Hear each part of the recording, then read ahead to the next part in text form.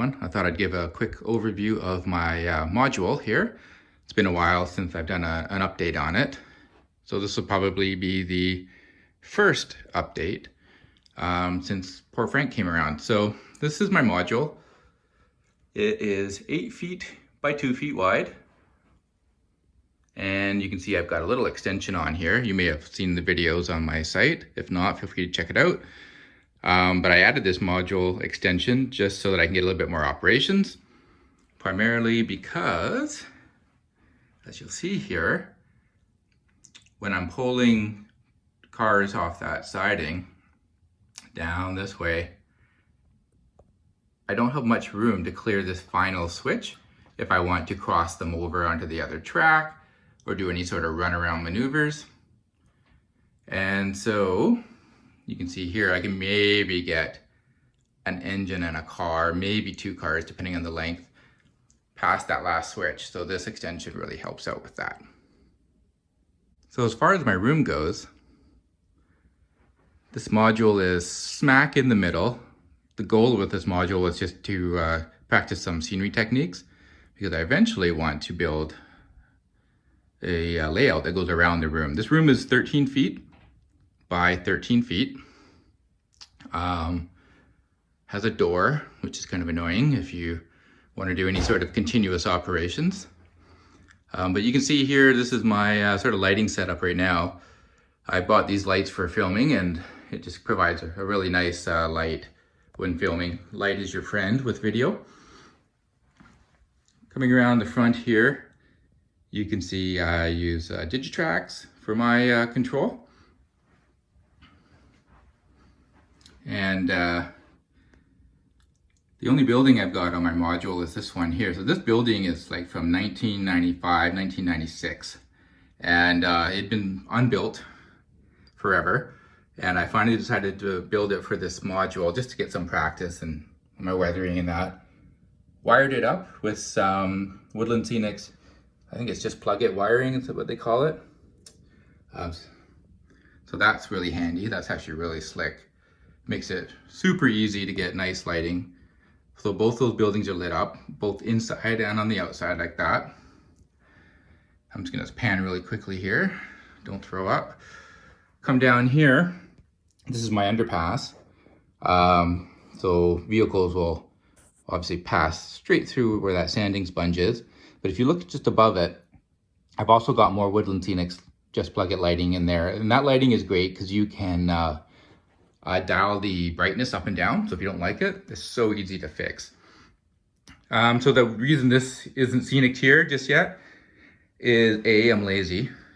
B, I really don't want to do any more sanding on this, but I have to. I got to finish getting this road in place, spray up those walls, and then I've got a black asphalt type product I'm going to put down on here from Vallejo. I think they call it lava mix or something like that, but I'll probably do a video on that because that's probably going to be an interesting build. And that will finish that up, and that'll allow me to get the scenery finished. So these foreground trees are all made from wire. And what I've done is I've wrapped this like 26 gauge wire, florist wire, around a bamboo skewer. And you just leave little loops sticking out every once in a while to make branches, and then you cut those loops, and it makes it double the branches when you do that. It's a technique I just found on YouTube somewhere, and maybe I'll do a video on it at some point, but it sure makes some really nice, realistic looking branches with a static grass that's on there, about 3mm static grass. These ones in the back are background trees. I'm not that happy with them. I need to do some trimming on them. You can see the branches are just a little too long right here or right here at the top. So I need to make those a little shorter, get more of the tree shape going, and then I'll judge. I don't know. These were made with wire with sisal rope placed in between and then spun up in a drill. Again, another technique I've seen a few do. All of my turnouts are fast tracks number 8s on this layout. There's 5 of them. The track here is code 83, microengineering track. The siding is code 70, so a little bit lower profile. Lots of details in the back I still have to do. All that gravel needs to be redone. More bushes added, things like that, texture. Obviously this hill has been my lazy project. It just needs to get finished and coated with gravel. What you're seeing right now is basically a hard shell scenery that I've made with brown latex paint, light brown latex paint, with some tan sanded grout sprinkled into it while it's wet. And so that's what you're looking at there. And you can see in the front here, I had done that as well. But I've gotten to taking a bit of a liking to this. So this is some outside dirt that's been sifted, and I've taken all the big chunks and rocks out, and yeah, I think it looks a little bit more realistic, a little bit more texture in that. What else about this layout has changed? I'm gonna pour some water here. Just need to get some more details in the riverbed there. This is supposed to just be a bit of a river that just comes in and then disappears. What I was waiting for was just to finish all of this scenery up here so that I wouldn't be getting anything onto the water effect. And you know what this railroad is known for, although here's one character. This is Bill. Bill having his daily beverage. We've got Yardmaster Dave. He's as happy as he usually is. And of course, we've got Frank. This is poor Frank. That's his dog Beans back there, modeled after my beagle at home. Put the same patterns and colors on there.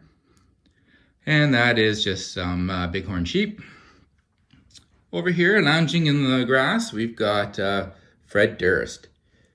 So if you follow Facebook or Instagram, you'll know why. His name is Fred Durst, but I'll explain briefly. He is a miniprints.ca figure. I highly recommend their figures. This sheep over here is also a mini prints figure. Has his beans in the back there.